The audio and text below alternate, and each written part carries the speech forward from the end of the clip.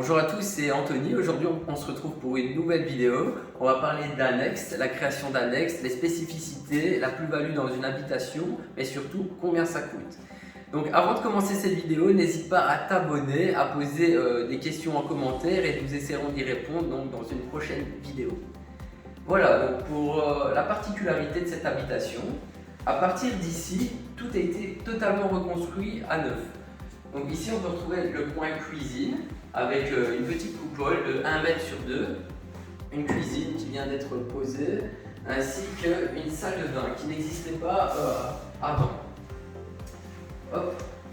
Donc, en la salle de bain, on a opté pour un châssis en verre opalin. Étant donné que ça donne sur la terrasse extérieure, on a voulu vraiment jouer sur le côté intimité, ce qui est tout à fait logique.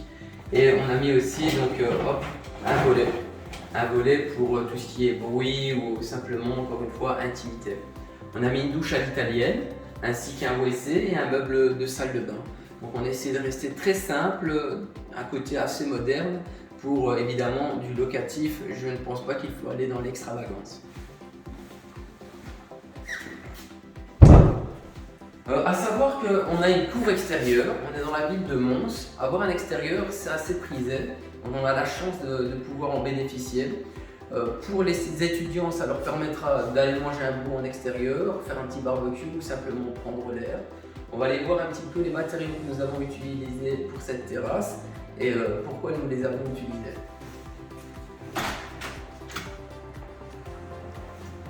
Hop.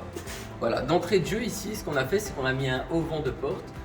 La particularité, c'est que ça permettra à des étudiants qui souhaitent fumer de se mettre simplement devant la porte et ne pas prendre la pluie.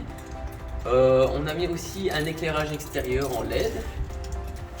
Et comme vous pouvez le retrouver, ce verre opalin qu'on voit de l'extérieur, on ne voit rien à l'intérieur justement.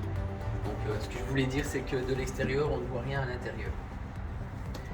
Nous avons opté pour une peinture bleu-gris, qui est assez esthétique et qui est lavable.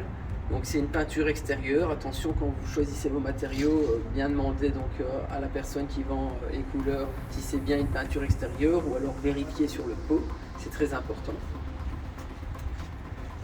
Nous avons aussi décidé de mettre un petit robinet extérieur, ce qui permet de laver la terrasse en été par exemple, ou alors remplir un seau d'eau pour faire son nettoyage à l'intérieur. Nous avons fait totalement l'évacuation qui mène directement dans une fosse, et nous récupérons aussi les eaux pour les chasses.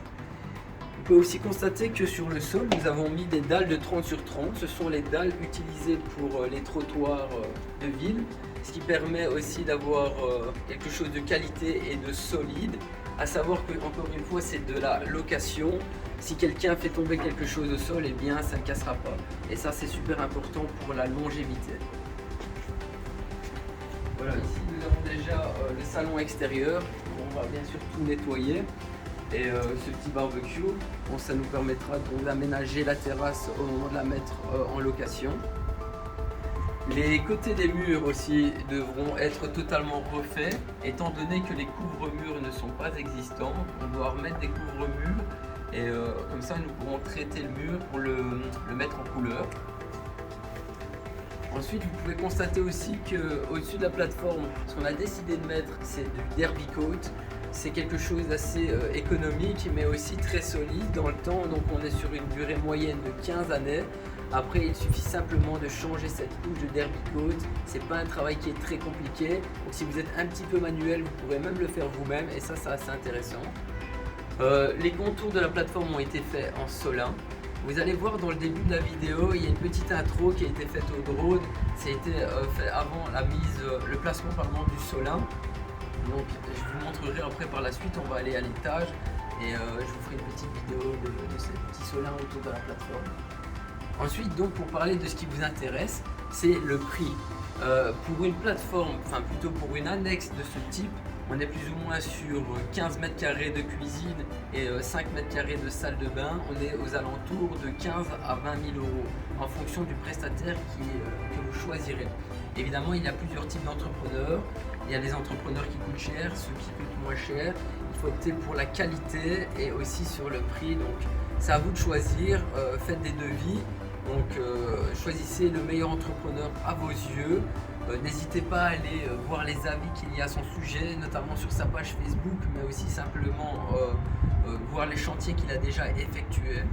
Que ce soit pour les châssis, pour la plateforme ou pour la maçonnerie, n'hésitez pas, prenez les meilleurs corps de métier, car encore une fois, le but c'est pas de se retrouver avec des pépins par la suite. J'espère que cette vidéo vous a plu, n'hésitez pas à vous abonner encore une fois et à bientôt.